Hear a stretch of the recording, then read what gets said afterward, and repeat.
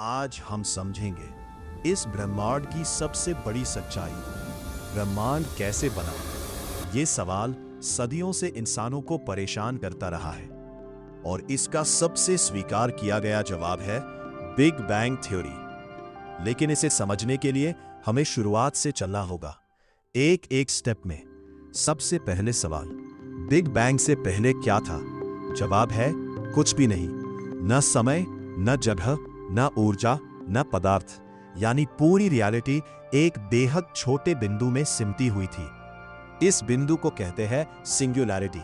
ये इतना छोटा था कि इसकी कल्पना भी मुश्किल है और इसकी डेंसिटी अनंत थी।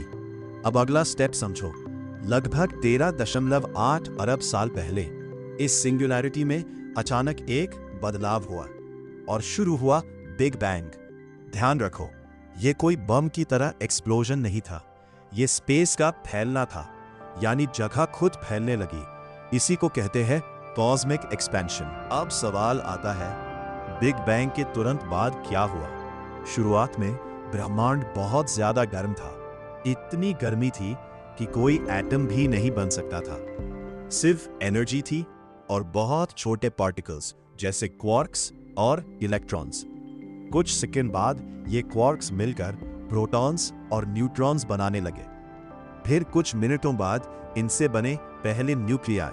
अब अगला इंपॉर्टेंट स्टेप, लगभग 3,80,000 साल बाद ब्रह्मांड ठंडा हो गया इतना कि इलेक्ट्रॉन्स और न्यूक्लियाई मिलकर एटम्स बना सके।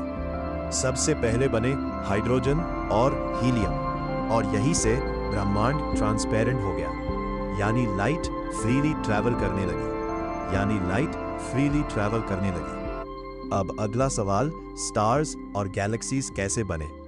करोड़ों साल बाद ये हाइड्रोजन और हीलियम गैस ग्रेविटी के कारण एक जगह इकट्ठा होने लगी। इस फोर्स को कहते हैं ग्रेविटी। जब गैस बहुत ज्यादा इकट्ठा हो गई तो उसका टेम्परेचर बढ़ा और न्यूक्लियर फ्यूजन शुरू हुआ और जन्म हुआ पहले स्टार्स का।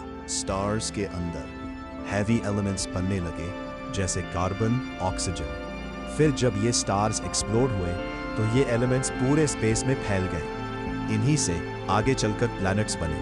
अब अगला स्टेप, हमारी गैलेक्सी कैसे बनी? करोड़ों स्टार्स मिलकर एक सिस्टम बनाते हैं जिसे कहते हैं मिल्की वे गैलेक्सी। हमारी गैलेक्सी में अरबों स्टार्स हैं और उन्हीं में से एक स्टार है सूरज। अब बात करते हैं धरती की।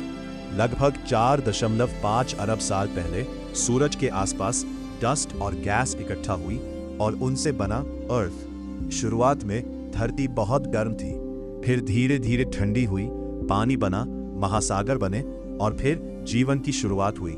सबसे पहले सिंपल ऑर्गेनिजम्स, फिर एवोल्यूशन के जरिए कॉम्प्लेक्स लाइफ फॉर्म्स बने और अंत में हम इंसान। अब आखिरी सवाल, क्या बिग बैंग आज भी जारी है? जवाब है हाँ, ब्रह्मांड आज भी फैल रहा है और ये फैलाव भविष्य में भी जारी रहेगा। तो अब आप समझ गए कि ब्रह्मांड कैसे बना, एक छोटे से बिंदु से पूरे यूनिवर्स तक का सफर। और सबसे इंटरेस्टिंग बात, हम सब उसी बिग बैंग का हिस्सा हैं। हमारे शरीर का हर एटम किसी न किसी स्टार से आया है, यानी हम सच में स्टार डस्ट है।